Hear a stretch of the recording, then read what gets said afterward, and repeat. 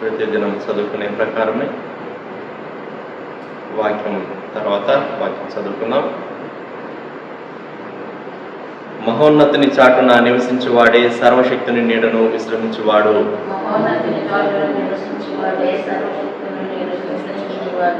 ఆయనే నాకు ఆశ్రయము, నా కోట, నేను నమ్ముకున్న నా దేవుడని నేను యెహోవాను గూర్చి చెప్పుచున్నాను.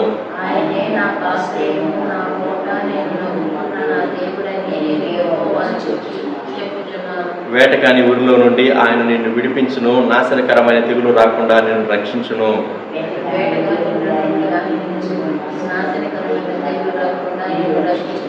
ఆయన తన రెక్కలతో నిన్ను కప్పును, ఆయన రెక్కల క్రింద నీకు ఆశ్రయం కలుగును. ఆయన సత్యము కేడమును డాలునై ఉన్నది.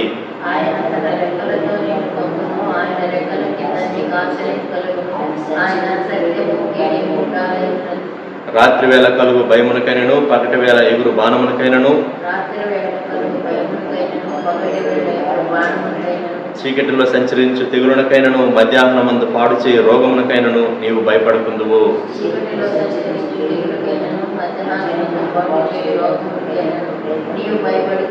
నీ ప్రక్కన 1000 మంది పడినను, నీ కుడి పక్కన 10,000 మంది కూలినను అపాయం నీ యొద్దకు రాదు.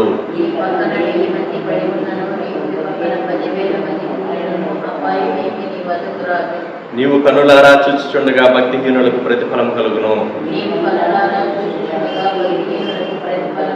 యెహోవా నీవే నా ఆశ్రయము అని నీవు మహోన్నతుడైన దేవుని నీకు నివాస స్థలముగా చేసుకుని ఉన్నావు.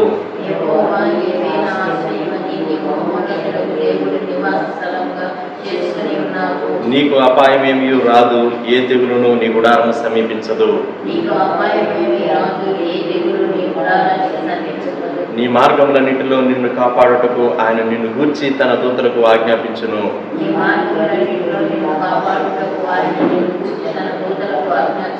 నీ పాదములకు రాయి తగలకుండా వారు నిన్ను తమ చేతుల మీద ఎత్తి పట్టుకుందురు. నీవు సింహములను, నాగుపాములను త్రొక్కెదవు, కొదమ సింహములను, భుజంగములను అనగదొక్కెదవు.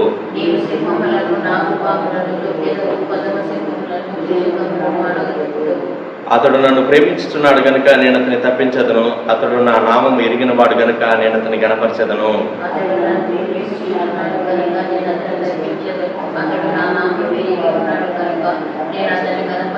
అతడు నాకు మొర్రపెట్టగా నేను అతనికి ఉత్తరమిచ్చదను, శ్రమలో నేను అతనికి తోడై ఉండెదను, అతని విడిపించి అతని గొప్ప చేసేదను.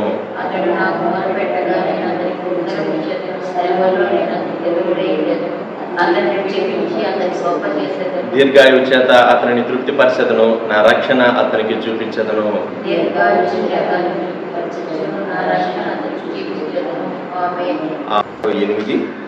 8-11 వచనం నుండి మనం చదువుకుందాం. నేను ఈ కీర్తనలో నుండి కొంత భాగం మనం ధ్యానం చేస్తున్నాం, పెద్ద కీర్తన కనుక ఈ కీర్తనలో మిగిలినటువంటి వచనాలు 68వ కీర్తనలో 11వ వచనం నుండి చివరి వరకు చదువుతాను.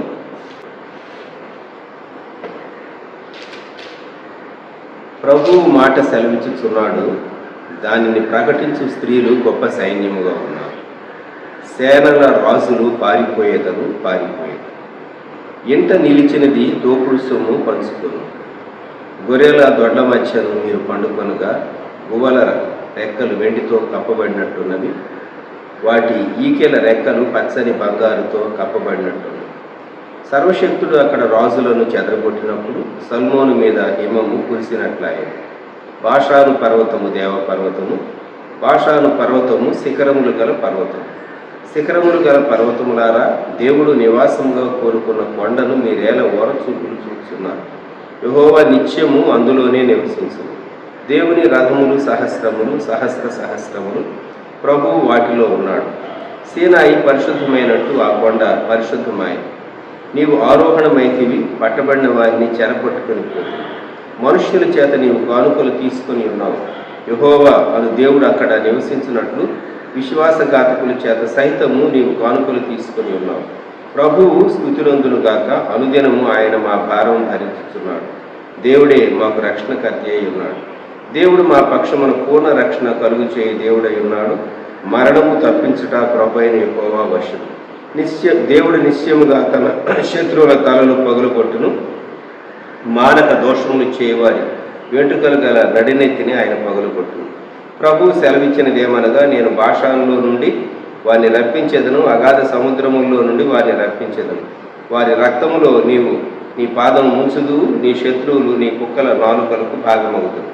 దేవా, నీ గమనమును పరిశుద్ధ స్థలమునకు పోవు నా రాజులు దేవుని గమనమును వారు చూచి ఉన్నారు. చుట్టూను కన్యకలు తొంబర్లు వాయించుచుండగా కీర్తనలు పాడువారు ముందర నడిచారు, తంతివాద్యములు వాయించేవారు వెనుక వచ్చారు. సమాజములో దేవుని కీర్తించు, ఇశ్రాయేలులో నుండి ఉద్భవించిన వారులారా ప్రభువును స్తుతించుడి. కనిష్ఠుడకు బెన్యామీను అను వారి ఏలిక అచ్చట ఉన్నాడు. యోధా అధిపతుల పరివారము అచ్చట ఉన్నది. జెబూలూను అధిపతులను, నఫ్తాలి అధిపతులను ఉన్నారు.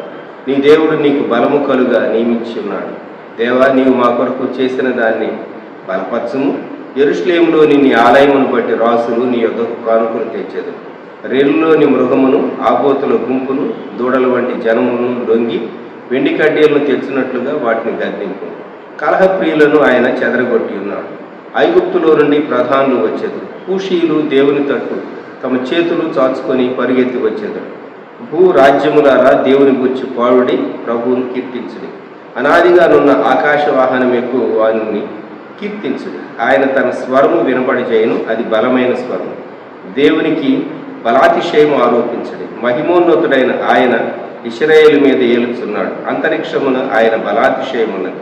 తన పరిశుద్ధ స్థలములలో దేవుడు భీకరుడు. ఇశ్రాయేలు దేవుడే తన ప్రజలకు బలపరాక్రములను అనుగ్రహించుతున్నాడు. దేవుడు స్తుతినందును గాక.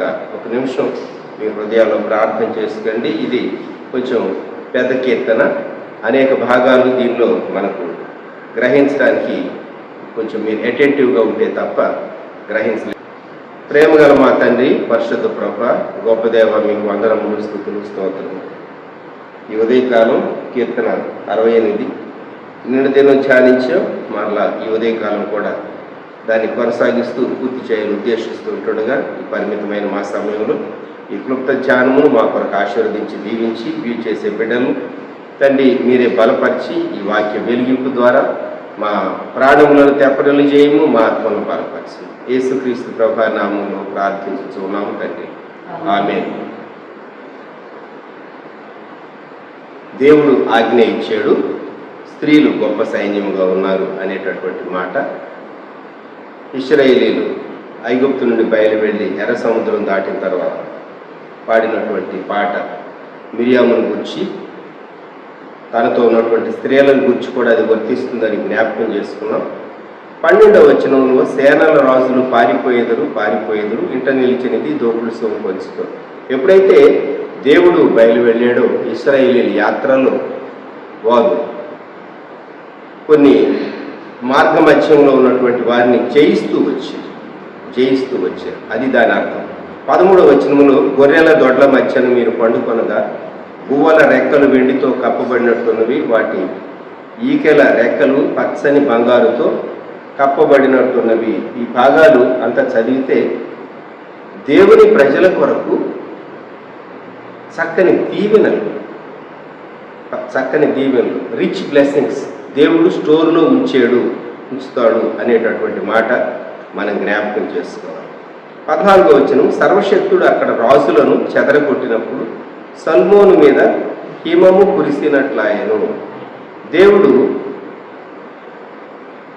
రాజులను చెదరగొట్టేవాడు, బలవంతులను దేవుడు చెదరగొట్టగలడు. బలవంతుడు అనుకుంటాడు నేను ఇక్కడ స్థిరంగా ఏదైనా చేయగలను అని అనుకుంటాడు. అధికారంలో ఉన్న వ్యక్తి కానీ ఏ స్థితిలో ఉన్నటువంటి వ్యక్తి అయినా బలంగా పాదుకున్న తర్వాత దేవుని లెక్క చేయకుండా అతిశయిస్తాడు. అయితే దేవుడు చెదరగొట్టాడు. 15వ వచనం, బాషాను పర్వతము దేవపర్వతము, బాషాను పర్వతము శిఖరములు గల పర్వతములారా దేవుడు నివాసముగా కోరుకున్న కొండను మీరేలవోర చూపులు చూస్తున్నారు. యెహోవా నిత్యము అందులోనే నివసించు. ఈ బాషాను అనేటటువంటి పర్వతం ఈరోజు గోలన్ హైట్స్లో ఉన్నది. గోలన్ హైట్స్ కానీ గాజా స్ట్రిప్ కానీ ఇప్పటికీ అవి ట్రబుల్డ్ ప్లేసెస్. ఇజ్రాయెల్ సరిహద్దులో ఉన్నటువంటి ప్రాంతాల్లో ఎప్పుడు ఆ ప్యాలెస్టీనియన్లతో గోలన్ హైట్స్ ప్రాంతాల్లో సమస్యలు ఉంటూనే ఉంటాయి. పాషాను పర్వతం బహుశా హెర్మోను పర్వతంగా మనం ఎంచవచ్చు. అయితే సియోను కొండ వేరు. సియోను కొండ బాషానుతో పోలిస్తే అంత గంభీరంగా ఉండదు. ఇంకా ఇతర కొండలు ఉన్నాయి. ఇక్కడ ఏమంటూ ఉన్నాడంటే, శిఖరములు గల పర్వతములారా, దేవుడి నివాసంగా కోరుకున్న కొండలు మీరేలా ఓర చూపులు చూస్తున్నారు. మనుషులు కొన్ని మార్లు మేము మిగిలిన వారి కంటే ఎక్కువ, మేము మిగిలిన వారి కంటే చాలా గొప్పవాళ్ళు అని దేవుని సంఘాన్ని గురించి చాలా తక్కువగా చూస్తూ ఉంటారు. క్రైస్తవుల గురించి కూడా చాలా తేలిక అభిప్రాయం ఉంటుంది. క్రైస్తవులు బలహీనులండి, వాళ్ళకి పెద్దగా డబ్బు ఉన్నవండి, లోకంలో ఉన్నటువంటి ఆర్థిక వ్యవస్థ వారి చేతుల మీదుగా నడవటం లేదండి, మేము చూడండి ప్రపంచంలో ఉన్న డబ్బు అంతా మా చేతిలో ఉంది, వ్యాపారం అంతా మా చేతిలో ఉంది, ఆధిక్యత అంతా మా చేతిలో ఉంది, అధికారం అంతా మా చేతిలో ఉంది, క్రైస్తవులు సంఘము క్రైస్తవ సంఘాలంటే చాలా బలహీనమైనవి అని లోకంలో అనేక మందికి, మరి విశేషంగా ఇండియా దేశంలో అనేక రాష్ట్రాల్లో క్రైస్తవులను గురించి, దేవుని బిడ్డల గురించి చాలా తేలికైనటువంటి తక్కువైనటువంటి అభిప్రాయాలు ఉన్నాయి. పాషాను పర్వతం ఒకవేళ అది చాలా ఆధిక్యత కలిగిన పర్వతం ఉండొచ్చు, కానీ దేవుడిని నివసించేది సియోను కొండ. యెహోవా నిత్యము అందులోనే నివసించింది. దేవుడు తన ప్రజల మధ్య నివసించే దేవుడు. దేవుడు వారి మధ్య ఉంటానన్నాడు, వాగ్దానం చేశాడు. దేవుని ప్రసన్నతను బట్టి, దేవుని సన్నిధిని బట్టి దేవుని ప్రజలకు ఘనత. 17వ వచనం, దేవుని రథములు సహస్రములు, సహస్ర సహస్రములు, ప్రభువు వాటిలో ఉన్నాడు. NIV బైబిల్లో the chariots of God are tens of thousands and thousands of thousands. దేవుని రథాలు. ఇశ్రాయేలీలు ఎక్కువ రథాలు గుర్చుకోవద్దని ద్వితీయోపదేశకాండంలో దేవుడు చాలా స్పష్టంగా చెప్పాడు. రథాలు ఎందుకు గుర్చుకోకూడదంటే, రథాలు గుర్చుకుంటే రథాలు, సైన్యము, నా బాహుబలము, నా శక్తి, మనుషులకు బ్యాంకులో డబ్బులు ఉన్నాయి అనుకోండి, మంచి స్థలాలు పొలాలు ఉన్నావు అనుకోండి, బిల్డింగులు ఉన్నావు అనుకోండి, అపార్ట్మెంట్లు ఉన్నావు అనుకోండి, బాండ్స్ ఉన్నావు అనుకోండి, గోల్డ్ ఉన్నది అనుకోండి, జ్యువెలరీ ఉన్నది అనుకోండి, అవి ఇవి ఉన్నవనుకోండి, వాటిని బట్టి మనుషులు అతిశయిస్తారు. దావీదు జనసంఖ్యను చేయమని లెక్క చేసినప్పుడు ఎందుకు దావీదు మనసులో ఆ తలంపు ప్రేరణ వచ్చిందంటే, నా సైన్యం ఎంత ఉందో తెలిస్తే కదా నేను ఒకవేళ యుద్ధానికి వెళ్ళవలసి వస్తే తన సైన్యం యొక్క స్ట్రెంగ్త్ని బట్టి, నంబర్స్ని బట్టి తాను యుద్ధాల్లో గెలవలేదు. దేవుడు తనకు గెలుపు విజయాన్ని ఇచ్చాడు. కొద్దిమంది అయినా ఎప్పుడైతే డీవియేషన్ అవుట్లుక్ తప్పిపోయిందో అందుకని దేవుడు పనిష్మెంట్ పంపాల్సి వచ్చింది. ఆ ప్రాంతాలన్నిటి మీదకి వేల మంది మరణించు, చిట్ట చివరకు మరణతో యెరూషలేము మీద చేయి చాపినప్పుడు దేవుడు మరి ఆపివేయటం, దావీదు ముందు 3 చాయిసెస్ ఉంటే దావీదు కోరుకోవటం, ఆ వృత్తాంతం అంతా మనం ఎరుగుదు. వర్ణాను కళ్ళాన్ని గుర్చినటువంటి తర్వాత కాలంలో అక్కడ సియోను కొండ పైన దేవుని గుడారం వేయబట్టానికి వచ్చి, దేవుని రథములు సహస్రములు, సహస్ర సహస్రములు, ప్రభువు వాటిలో ఉన్నాడు. దేవుని దూతలే వీరు. ప్రకటన గ్రంథంలో దేవుని దూతల గురించి వారి సంఖ్య కోట్ల కొలదిగా ఉన్నది. వారి సంఖ్య కోట్ల కొలదిగా. సీనాయి పరిశుద్ధమైనట్టు ఆ కొండ పరిశుద్ధమై. ప్రియమైనటువంటి విశ్వాసులారా, నీ పక్షంగా దేవుడు గొప్ప ఆర్మీస్ ఉంచాడు. ఏలియా పనివాడు పెందలక లేచి వచ్చి చూచి పట్టణం చుట్టూ సైన్యాలు ముట్టడి వేస్తుంది. భయపడ్డాడు, అయ్యో నా ఏలువాడా మనం ఏం చేద్దాం. చుట్టూ అసిరియా రాజు సైన్యాలు వచ్చేసేసి, యెహోవా దయచేసి వీరి కన్నులను తెరవచ్చాయి. దేవుని దూతలు చారియట్స్ ఆఫ్ ఫైర్ నీకు కాపుదలుగా ఉంటే నిన్నెవ్వరూ ఏం చేయలేరు. ఎప్పటి వరకు అంటే పాపము నీలో ప్రవేశించకుండా ఉన్నంత మటుకు, పాపము నీలో స్థిర నివాసం ఏర్పాటు చేసుకోకుండా ఉన్నంత మటుకు దేవుని దూతల కాపుదల నీతో. ఎప్పుడైతే పాపం నీ హృదయంలో వస్తుందో you lose God's cover, God's protection. గుర్తుంచుకుంటాం. దేవుని రథములు సహస్రములు, సహస్ర సహస్రములు, ప్రభువు వాటిలో ఉన్నాడు. సీనాయి పరిశుద్ధమైనట్టు ఆ కొండ పరిశుద్ధమైనది. దేవుని సంఘము పవిత్రమైనది, పరిశుద్ధమైనది. 18వ వచనం, నీవు ఆరోహణమైతివి, పట్టబడ్డ వారిని చెరపట్టుకొని పోదు. దీని గురించి చాలా రకాలైనటువంటి వివరణ మనం గుర్తు చేసుకోవచ్చు. ఒకటి, యేసుక్రీస్తు ప్రభు వారు చెప్పినటువంటి మాట, ఆయన లాజరును గూర్చి, ధనికుని గూర్చి, ధనికుడు ఎక్కడున్నాడు? పాతాళంలో బాధపడుతున్నాడు. లాజరు ఎక్కడున్నాడు? అబ్రహాం యొక్క రూములో. వారు దగ్గరగానే ఉన్నారు, మధ్యేమో అగాధం ఉన్నది. అంటే పరదైసు భూమి క్రింది భాగాల్లో ఉన్నది. యేసుక్రీస్తు ప్రభు ఆరోహణమైనప్పుడు, ఆయన 40 దినాలు కనిపించి ఆరోహణమైనప్పుడు ఆయన చెరగా పట్టుకుని వెళ్ళాడు అనేటటువంటిది ఒక అభిప్రాయం. ఎఫ్సి పత్రిక 4వ అధ్యాయం 8వ వచనం, అందుచేత ఆయన ఆరోహణమైనప్పుడు చెరగా పట్టుకొని పోయి మనుష్యులకు ఈవులను అనుగ్రహించనని చెప్పబడి ఉన్నది. ఇక్కడ దావీదు కూర్చి మనము జ్ఞాపకం చేసుకుంటే, దావీదు శత్రువులను జయించాడు. శత్రువులను జయించి వారి చేత కానుకలు కూడా తీసుకున్నాడు. ట్రిబ్యూట్స్, కప్పం వారు చెల్లించారు. అది ఒక అర్థం. ఆరోహణమైతివి అంటే దేవుని కొరకు జయించిన వాడై ఆ కొండపైన దేవుని మందసాన్ని సియోను కొండపైన ప్రతిష్ఠించినప్పుడు అది ఒక అర్థం. ఇంకొక అర్థం, ప్రభు అయిన యేసుక్రీస్తు వారు ఆయన మధ్యాకాశంలోనికి ఆయన ఒలీవల కొండ నుండి ఆరోహణమై వెళ్ళినప్పుడు ఆయన ఈవులను అనుగ్రహించాడు. మనుష్యుల చేత నీవు కానుకలు తీసుకొని ఉన్నావు అనేటటువంటిది పౌరు భక్తుడు ఏమై వ్రాసాడంటే, మనుష్యులకు నీవు ఈవులను ఇచ్చాడు. ఎఫ్సి 4:8 మనం చూసేది. యేసుక్రీస్తు ప్రభు ఆరోహణమవుతూ నేను పరిశుద్ధాత్మను పంపిస్తానన్నాడు, వరాలు ఇచ్చాడు. ఇక్కడేమో కానుకలు తీసుకుంటాం. ఈ 18వ వచనాన్ని గురించి బోధకులు ఎవరైనా అన్యులు కానుక ఇస్తానంటే మనం సంఘంలో తీసుకోవచ్చా లేదా అనేటటువంటి ప్రశ్న వేస్తూ ఉంటారు. ఒక దైవజనుడు ఏం చెప్పేవాళ్ళు అంటే, మీరు మారు మనసు పొందితేనే మీ కానుక పెట్టేయండి, లేకపోతే వేయొద్దు అని చెప్పేవాడు.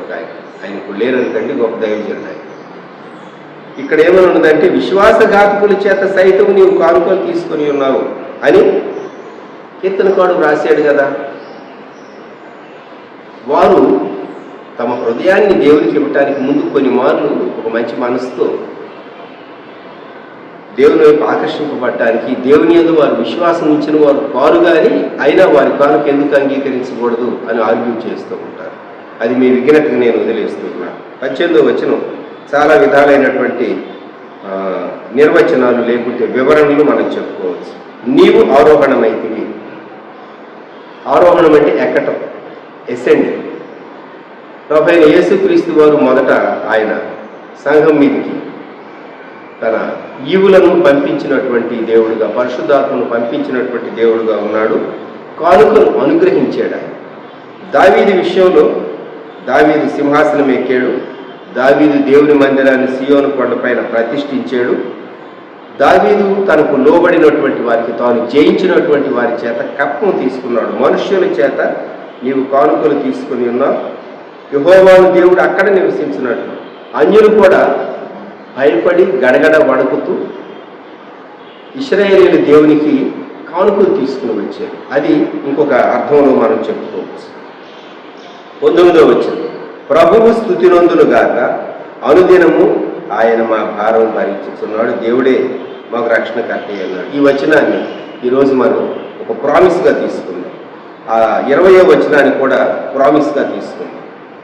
అనుదినము ఆయన మా భారము భరించుచున్నాడు. ప్రతిరోజు ఆయన మా భారము భరించుచున్నాడు, దేవుడే మాకు రక్షణకర్త. 20వ వచనం, దేవుడు మా పక్షమున పూర్ణ రక్షణ కలుగ చేయవాడై ఉన్నాడు. అంటే కొత్త రక్షణ కాదు, పార్షియల్ శాల్వేషన్ కాదు, దిస్ ఈజ్ కంప్లీట్ శాల్వేషన్. మరణము తప్పించుట ప్రభు అయిన యెహోవా వశం. ఈ వచనం కూడా మనం జ్ఞాపకం చేసుకుందాం. ప్రభువా, నీవే మరణాన్ని తప్పించేటటువంటి వాడవు.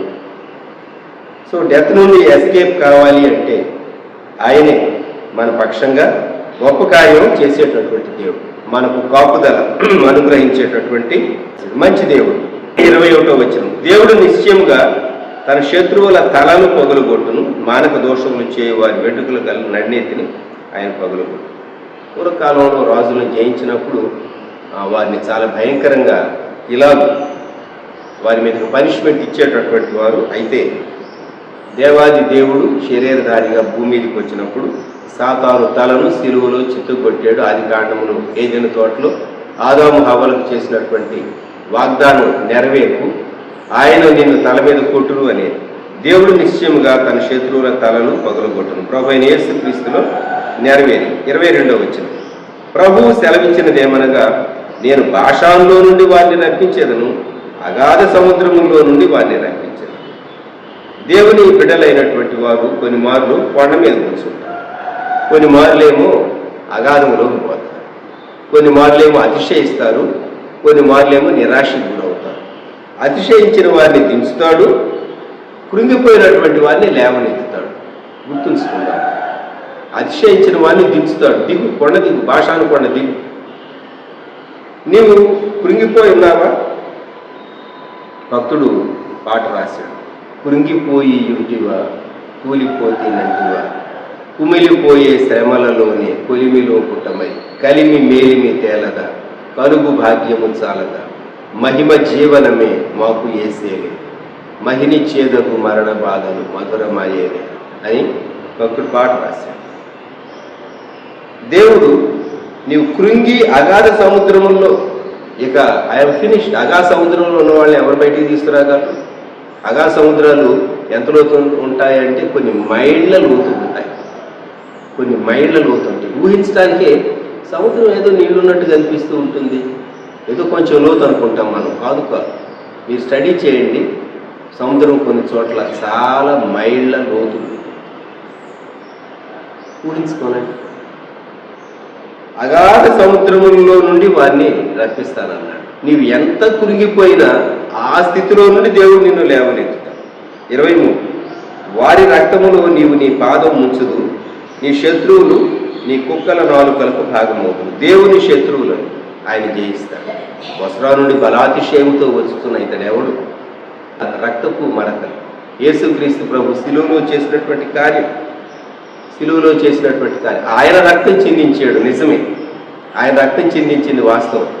శత్రువును ఆయన చీల్చి చెండాడాడు, వారి రక్తములో ఆయన పాదం ఉన్నది. మనం సిలువను ఆ కోణంలో నుండి చూడగలిగితే యేసుక్రీస్తు ప్రభు విజయాన్ని నీవు అప్రాప్రియేట్ చేసుకుంటావు. 24వ వచనం, దేవా నీ గమనమును పరిశుద్ధ స్థలములకు పోవు నా రాజుకు దేవుని గమనమును వారు చూచి ఉన్నారు. ఈ 24వ వచనం నుండి 27వ వచనం వరకు పాడుతూ ఉంటే ఆర్క్ అనేది ఆ నిబంధన మందసం ఆ స్థలంలో ఉంచబడేటటువంటి భాగం ఇది. ఈ 68వ కీర్తన యొక్క ప్రత్యేకత ఏంటంటే ఇది బ్యాటిల్ మార్చ్ సాంగ్ అంటారు. యెరూషలేమును స్వాధీనం చేసుకున్నటువంటి క్రూసేడర్స్ వారికి చాలా ఇష్టమైనటువంటి పాట ఇది. ఇంగ్లాండ్ చరిత్రలో ఆలివర్ క్రామ్వెల్కు ఇష్టమైనటువంటి పాట. అలాగే ఆయా కాలాల్లో ఈ battle song, procession of him చాలా ఇష్టంగా పాడేటటువంటి వాడు. గుర్తుంచుకోలేదు. జాన్ మిల్టన్ తన ప్యారడైజ్ లాస్ట్లో చాలా అద్భుతంగా ఈ కీర్తనలోని కొన్ని భాగాలను వర్ణించాడు అని చెప్పవచ్చు. ఈ కీర్తనలోని కొన్ని భాగాలను జాన్ మిల్టన్ వర్ణించాడు ప్యారడైజ్ లాస్ట్. ఆయన ప్యారడైజ్ లాస్ట్, ప్యారడైజ్ రీగెయిన్డ్ రాశాడు. ప్యారడైజ్ లాస్ట్లో చాలా చాలా పొయిటిక్గా వర్ణించాడు. దేవుని గమనం లోకం చూస్తూ ఉన్నారు. ఆ ఆర్క్ పరిశుద్ధ స్థలములో ప్రతిష్ఠించబడేటటువంటి చాలా గ్రాండ్ ఈవెంట్ అది. చుట్టూను కన్యకలు తంబుర్లు వాయించుచుండగా కీర్తనలు పాడువారు ముందర నడిచిరి, ప్రతివాద్యములు వాయించువారు వెనుక వచ్చెదరు. సమాజములో దేవుని స్తుతించుడి, ఇశ్రాయేలీలో నుండి ఉద్భవించిన వారులారా ప్రభువును స్తుతించుడి. 24, 25, 26, 27 ఈ వచనాలు మనం జ్ఞాపకం చేసుకుంటే 26వ వచనం వారు దేవుని మందసము ప్రతిష్ఠింపబడుతూ ఉండగా, ఎప్పుడైతే దేవుని మందసం దేవుని ప్రజల ముందు వస్తుందో అప్పుడు రివైవల్ వస్తుంది అని గుర్తుంచుకోండి. సంఘంలో ఉద్యమం ఎప్పుడు వస్తుంది? వాక్యం వస్తే ఉద్యమం వస్తుంది. అంతేగాని ఫ్యాషన్ ఎక్కువైతే లేకుంటే టెక్నికాలిటీస్ ఎక్కువైతే ఉద్యమం కాదు. ఈ టెక్నికాలిటీస్ అవి ఇవి అవన్నీ దేవుని కనపరచడానికే వాడబడాలి. అంతేగాని మనకున్నటువంటిదేది మానవ సంబంధమైనదేది ఉద్యమాన్ని తీసుకొని రాలేదు. God alone and spirit alone. దేవుడు తన ప్రజల ముందర నా రాజుకు దేవుని గమనము వారు చూచున్నారు, పరిశుద్ధ స్థలమునకు పోవు.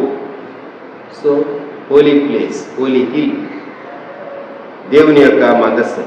చుట్టూ వీరు ముందు నడిచారు, వెనుక వచ్చారు, దేవుని స్తుతించారు. 26 ఇశ్రాయేలులో నుండి ఉద్భవించిన వారులారా ప్రభువును స్తుతించారు. 27వ వచనంలో కనిష్ఠుడు బెన్యామీను అను వారి ఏలిక అచ్చట ఉన్నాడు, యూదాధిపతుల పరివారము అచ్చట ఉన్నది, జెబూలూను అధిపతులను నఫ్తాలి అధిపతులను ఉన్నారు. దావీదు వీరిని ఎందుకు మెన్షన్ చేశాడు? ఈ 3 గోత్రాలు. బెన్యామీను కనిష్ఠుడు, అందరికంటే చిన్నోడు పెద్దగా లెక్క చేయడు. అయితే సౌలు బెన్యామీను గోత్రం నుండే వచ్చాడు. తర్వాత జెబూలూను నఫ్తాలి, వీరికి పెద్ద గుర్తింపు లేదు. జెబూలూను చాలా తను పొయిటిక్గా వ్రాయగలిగినటువంటి వాడు, నఫ్తాలి ఇంపైనటువంటి మాటలు పలికేవాడు అని చెప్పి తన తండ్రి 12 గోత్రాలను దీవించేటప్పుడు నఫ్తాలిని గురించి చెప్పినటువంటి మాట. ఈ జెబూలూను కానీ నఫ్తాలి కానీ బెన్యామీను కానీ మిగిలినటువంటి బ్రదర్స్తో పోలిస్తే వీరు తక్కువైనటువంటి వారే. అయితే దేవుడు బెన్యామీనుకు, నఫ్తాలి గోత్రికులకు, జెబూలూను గోత్రికులకు ఆయన ఏలిక. అల్పులుగా తమ్మును తాము ఎంచుకుని తమ్మును తాము తగ్గించుకొని మేమెంతలేండి ఆఫ్టర్ అని చాలా మనుషులు మిగిలిన వారితో పోల్చుకుని మేమేముందలే బ్రదర్, మమ్మల్ని గురించి ఎవరు అనుకుంటారు, మమ్మల్ని ఎవరు గుర్తిస్తూ ఉన్నారు, మమ్మల్ని ఎవరు పలకరిస్తూ ఉన్నారు, మా కొరకు ఎవరు ప్రార్థన చేస్తూ ఉన్నారు, ఎవరు మా ఇంటికి వస్తూ ఉన్నారు అని అనుకుంటూ ఉండొచ్చు. నీవు దేవుని దృష్టిలో చాలా విలువైన వాడు, విలువైన దాను గుర్తుంచు. నిన్ను చూచి నువ్వు కృంగిపోవచ్చు. ప్రభు నీ పక్షంగా ఉన్నాడు, సంఘం నీ పక్షంగా ఉన్నది. లోకం నీకు ఒకవేళ విలువ ఇవ్వకపోవచ్చు, కానీ దేవుడు వారి ఏలిక అచ్చట ఉన్నాడు, వారి ఏలిక అచ్చట ఉన్నాడు. 28వ వచనం, ఇది కూడా మనం తీసుకోదగిన ప్రామిస్. నీ దేవుడు నీకు బలము కలుగ నియమించి ఉన్నాడు. దేవా, నీవు మా కొరకు చేసిన దాన్ని బలపరచు. దేవుడు మనకు బలము కలుగ నియమించి ఉన్నాడు. ఆ క్రింది వచనాల్లో 35లో ఇశ్రాయేలు దేవుడే తన ప్రజలకు బల పరాక్రములను అనుగ్రహించుతున్నాడు. 1 బలము, 2 పరాక్రమం. ఇక్కడ బలాన్ని గుర్చి 28వ వచనంలో నీవు బలహీనుడు అని అనుకోవద్దు, ఒక్కడవని నీవు వడలిపోవద్దు, నీ ప్రక్క అనేకులు తెలుస్తున్నా, చిక్కవు నీవెవరి చేతిలోనైనను సుక్కిపోవని నీకు తెలుసునా, చిక్కిపోవని నీకు తెలుసునా, క్రైస్తవ సంఘమా ఘనకార్యములు చేయు కాలము వచ్చును తెలుసునా, క్రీస్తు ప్రభు నీ క్రియల మూలముగా కీర్తి పొందును నేను తెలుసునా అని భక్తుడు పాటలో రాశారు. కనుక నేను బలహీనులను దేవుడు బలము అనుగ్రహించి బలపరిచి నడిపిస్తాడు. 29వ వచనం, యెరూషలేములోని నీ ఆలయమును బట్టి రాజులు నీ యొద్దకు కానుకలు తెచ్చారు. అన్యరాజులు చుట్టూ ఉన్నటువంటి దేశాల వారు దేవుని దగ్గరకు కానుకలు తీసుకుని వచ్చారు.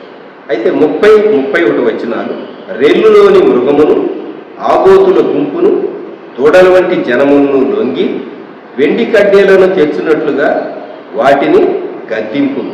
కలహప్రియులను ఆయన చెదరగొట్టి ఉన్నాడు. ఐగుప్తులో నుండి ప్రధానులు వచ్చేదరు, కూషీయులు దేవుని తట్టు తమ చేతులు చాచుకొని పరుగెత్తి వచ్చేదరు. ఇక్కడ 2 జనాంగాలను గురించి దావీదు భక్తుడు రాస్తూ ఉన్నాడు. రెల్లులోని మృగము, రెల్లు ఐగుప్తులు, రీడ్స్, ఎర్ర సముద్రం గుర్తొస్తుంది మనకు. ఈ 30వ వచనములో వ్రాయబడినటువంటి దేశం ఐగుప్తు. 31వ వచనంలో వ్రాయబడినటువంటి దేశం కూషీయులు అంటే ఇథియోపియా. సో ఈజిప్టును గురించి, ఇథియోపియాను గురించి దావీదు రాశాడు. ఈజిప్ట్ను గురించి ఏం రాశాడంటే, వారు శ్రేష్టమైన అర్పణలు, వెండి కడ్డీలు తీసుకొస్తారు, భయపడతారు. మృగాలు, ఆబోతులు, దూడలు, ఈ ఆబోతులు, దూడలు ఇవన్నీ బలాన్ని బట్టి గంతులేసి అతిశయించేటటువంటివి మృగాలు. ఇటువంటి వారిని గద్దిస్తాడు, వారి చేత అర్పణలు తెప్పిస్తాడు. మనం క్రింద 18వ వచనం, విశ్వాసఘాతకులు చేత సైతం నీవు కానుక తీసుకుని ఉన్నావు అనేది మనం గుర్తు చేసుకోవచ్చు. కలహ ప్రియులను ఆయన చెదరగొట్టున్నాడు. కొన్ని మార్లు తగాదా పెట్టేటటువంటి వారు, విభేదం కలిగించేటటువంటి వారు, అటువంటి వారిని దేవుడు స్కాటర్ చేస్తాడు. అది మనం గుర్తుంచుకోవాలి. దేవుడు అనుకుంటే చెదరగొడితే దిక్కుకొకరు అయిపోతారు, అంతే. ఈరోజు యూరప్ ఏమైంది? దేవుడు లేడు, లేక దేవుడు ఉంటే ఉండనివ్వు, ఆయనతో మాకేమి, మా జీవితం మా ఇష్టం, మా డబ్బు మా విలాసవంతమైన జీవితం, మా బ్రతుకు మాది, మా ఫ్యాషన్స్ మావి. దేవుడు ఎడ పెడ వారి వాయిస్తూ వచ్చాడు. ఈ రోజుల్లో యూరోప్లో ఒక ఉద్యమం కనీసం దేవునికి భయపడేటటువంటి వారిలో వస్తూ ఉన్నట్టుగా మనం గ్రహించవచ్చు. ప్రజలు దేవుని తట్టు తిరుగుతున్నారు. దేవా, మా పితరుల దేవుడు నీవే, మమ్మను వర్ధల చేసినటువంటి దేవుడు నీవే, ఆశీర్వదించినటువంటి దేవుడు నీవే, మేము నిన్ను మర్చిపోయాం, మా ఇష్టం వచ్చిన రీతిగా ప్రవర్తించాం అని యూరప్, అమెరికా గుర్తిస్తూ ఉన్నారు. గమనించండి. ఇక్కడ ఈజిప్టు 2 ఇథియోపియా 31వ వచనం, కూషీయులు దేవుని తట్టు తమ చేతులు చాచుకొని పరిగెత్తి వచ్చేదారు. ఇథియోపియా నీగ్రోస్ అనకూడదు, కానీ అథ్లెటిక్స్లో, ఒలింపిక్స్లో చాలా మంచి మంచి ప్రైజెస్ వస్తాయి. చేతులు చాచుకొని పరిగెత్తి వచ్చేదారు. ఇథియోపియన్స్ లేక నీగ్రోస్ చాలా వాటిల్లో షైన్ అవుతూ ఉంటారు. వారి ఫిజిక్ అటువంటిది. ఈ వచనం చదివి దేవుడు వారికి ఇచ్చినటువంటి ఫిజిక్ని బట్టి తమ చేతులు చాచుకొని పరిగెత్తి వచ్చేదారు. మీరు రిలేట్ చేసుకోండి, కోరిలేట్ చేసుకోండి, మీకు అర్థమవుతుంది. 32వ వచనం, భూరాజ్యములారా దేవుని గురించి పాడుడి, ప్రభువును కీర్తించుడి. ఇశ్రాయేలీలు మాత్రమే కాదు, కానీ లోకంలో ఉన్నటువంటి రాజులందరూ, రాజ్యాల్లోని వారు దేవుణ్ణి స్తుతించాలి. 33, అనాదిగా ఉన్న ఆకాశవాహనం ఎక్కువాని కీర్తించుడి. 33వ వచనం కింగ్ జేమ్స్లో నేను చదువుతాను. To him who rides the ancient skies above, who thunders with mighty voice. అనాదిగా ఆయన ఆకాశములను, the ancient skies above, who rides the ancient skies above, పైనున్నటువంటి ఆకాశములను తనకు వాహనములుగా చేసుకుని ఆయన ప్రయాణం చేసేటటువంటి వాడు, లేక ఆయన నడిచేటటువంటి వాడు. ఆకాశ వాహనము ఎక్కువాడు. ఆయన తన స్వరము వినబడచేయును, అది బలమైన స్వరము.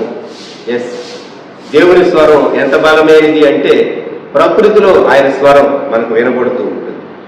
34వ వచనం, దేవునికి బలాతిశయము ఆరోపించుడి, మహిమోన్నతుడైన ఆయన ఇశ్రాయేలు మీద ఏలుచున్నాడు, అంతరిక్షమున ఆయన బలాతిశయమున.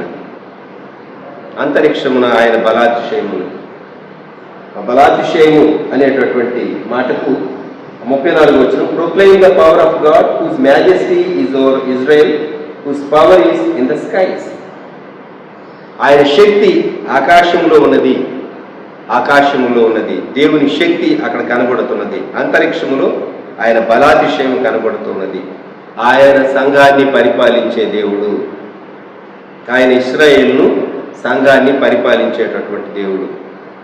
35వ వచనం, తన పరిశుద్ధ స్థలములలో దేవుడు భీకరుడు, ఇశ్రాయేలు దేవుడే తన ప్రజలకు బలపరాక్రములను అనుగ్రహించుతున్నాడు, దేవుడు స్తుతినందును గాక.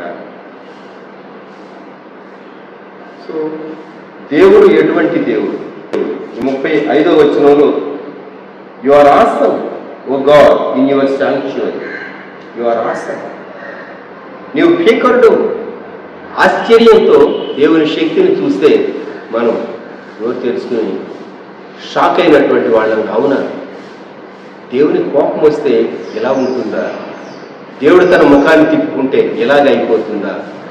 దేవుడు ఒక్క క్షణం ఆయన మనను విడిచిపెడితే మన పరిస్థితి ఎలాగవుతుందా? దేవుడు భీకరు, ఆయన పరిశుద్ధ స్థలంలో నివసించే దేవుడు. అయితే తన ప్రజలకు బలమును పరాక్రమమును అనుగ్రహిస్తాడు.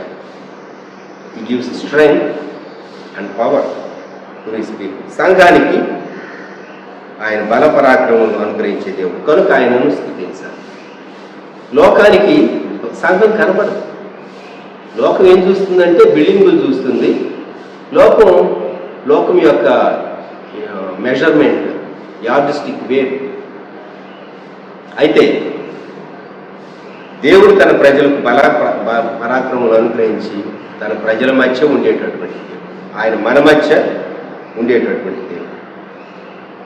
కాబట్టి ఈ ఉదయకాలం 68వ కీర్తన మనం జ్ఞాపకం చేసుకుంటే 9 భాగాలుగా ఈ కీర్తనను మనం విభజించుకుని మొదటి 3 వచనాలేమో జయించే దేవుడుగా, 4 నుండి 6 వచనాలకేమో అట్టి దేవునికి మనం స్తుతి పాడాలని, 7 నుండి 10వ వచనం వరకు తన ప్రజల కొరకు యుద్ధం జయించేటటువంటి దేవుడని, 11 నుండి 14వ వచనం వరకేమో రాజులపై దేవుడు విజయాన్ని పొందేటటువంటి వాడని, 15వ వచనం నుండి 18వ వచనం వరకు పర్వతములపై జయం పొందేటటువంటి దేవుడని, 19 నుండి 23వ వచనం వరకు తన ప్రజలకై జయించినటువంటి రాజును మనం స్తుతింపు బంధులమని, 24 నుండి 27 వరకు దేవుని మందసం ఎలాగో ఆ ప్రొసెషన్ ప్రతిష్ఠించబడిందో ఒబేదోదోము గృహంలో నుండి ఆ కొండపైన, సియోను కొండపైన గుడారంలో ప్రతిష్ఠించబడినటువంటి మందసం, ఆ గ్రాండ్ ఈవెంట్ జ్ఞాపకం చేసుకుంటూ వ్రాయబడినటువంటి వచనాలు 28 నుండి 31. భవిష్యత్తులో కూడా మనం జయిస్తాము, దేవుని ప్రజలు జయిస్తారు, సంఘం జయిస్తుంది అని 32 నుండి 35 వచనాల వరకు జనములందరూ అన్ని నేషన్స్, భూరాజ్యము అందరూ దేవునికి స్తుతి చెల్లింపబంతులు అని చెప్పి ఈ కీర్తనకాడు చెప్పాడు. ఈరోజు మనం తీసుకునేటటువంటి ప్రామిస్ 19వ వచనం, అనుదినం ఆయన మా భారం భరించుచున్నాడు. 20వ వచనం, మరణము తప్పించుట ప్రభువైన యెహోవా వశము. 22వ వచనం, నేను భాషల్లో నుండి వారిని రప్పించదను, అగాధ సముద్రంలో నుండి వారిని రప్పించదు. నువ్వు ఎత్తుగా కూర్చుంటే నువ్వు ఎక్కువ అనుకుంటే దిగు, నువ్వు కింద కూర్చున్నావు అనుకుంటే దేవుడు నిన్ను లిఫ్ట్ చేసి, నీవు కృంగిపోయి ఉంటే దేవుడు నిన్ను లేవనెత్తుతాడు. దేవుని శ్రేష్టమైనటువంటి వాగ్దానాలు మన పక్షంగా ఉన్నాయి కనుక మనం దేవునికి స్తుతి చెల్లింపబోతున్నాం. తలలు వచ్చుదాం, ప్రార్థన చేస్తాం. ప్రేమ గల మా తండ్రి, పరిశుద్ధ ప్రభువా, గొప్ప దేవా, మీకు స్తోత్రాలు. మేము భూ సంబంధమైనటువంటి దృష్టి కలిగిన వారమై ఉండి చాలా మార్లు ఆత్మ సంబంధమైన దృష్టి, పర సంబంధమైన దృష్టి, మీ సన్నిధిని గూర్చినటువంటి దృష్టి, మీ సింహాసనాన్ని గూర్చిన దృష్టి, మీ పరిపాలన గూర్చినటువంటి దృష్టి, ఘనమైనటువంటి దేవుడు పరలోకం నుండి మా కొరకు శరీరధారిగా మీరు దిగివచ్చి మీరు ఎలా మరణాన్ని జయించి చెరగా పట్టుకొని పోయారు, మనుషులకు ఈవులను మీరు అనుగ్రహించారు. మీ లేఖన భాగాలు మేము జ్ఞాపకం చేసుకున్నప్పుడు ఈ భక్తుడైనటువంటి పౌలు 68వ కీర్తనలో నుండి తీసుకున్నటువంటి ఈ భాగాన్ని మేము జ్ఞాపకం చేసుకుంటే ఎంత శ్రేష్టమైనటువంటి కీర్తనో, క్రూసేడర్స్ను ప్రేరేపించినటువంటి కీర్తన, బ్రిటిష్ చరిత్రలో ఆలివర్ క్రాంవెల్ వంటి వారిని ప్రేరేపించినటువంటి కీర్తన, ఇంకను అనేకులను ప్రేరేపించినటువంటి కీర్తన. దేవుని మందసము బయలుదేరినప్పుడు, దేవుడు బయలువెళ్ళినప్పుడు, లెట్ గాడ్ ఎరైజ్ అని దేవుడు బయలువెళ్ళినప్పుడు దేవుని యొక్క శక్తిని గురించి, ప్రభావాన్ని గురించి, మహిమను గురించి, ఆయన రథములను గురించి, దూతలను గురించి, ఆయన అధికారాన్ని గురించి 68వ కీర్తనలో మేము ధ్యానం చేస్తుండగా మా ఆత్మలను బలపరచు, మరణం తప్పించట మీ వశం ప్రార్థన చేస్తున్నాం. ఈ ఉదయకాలం మనం అందుబాటులో విత్తబడిన వారికి నీరు కట్టి ఫలింపు చేయండి. మరొకసారి మీ దయగల బలిష్టమైన హస్తాలకు అప్పగించుకుంటూ స్తుతిస్తూ యేసుక్రీస్తు ప్రభువారి శ్రేష్టమైన నామమును ప్రార్థించి స్తుతించి అడుగుతున్నాము తండ్రి, ఆమేన్.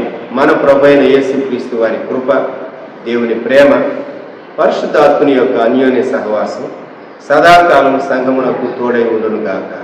ఆమేన్. ఆమేన్.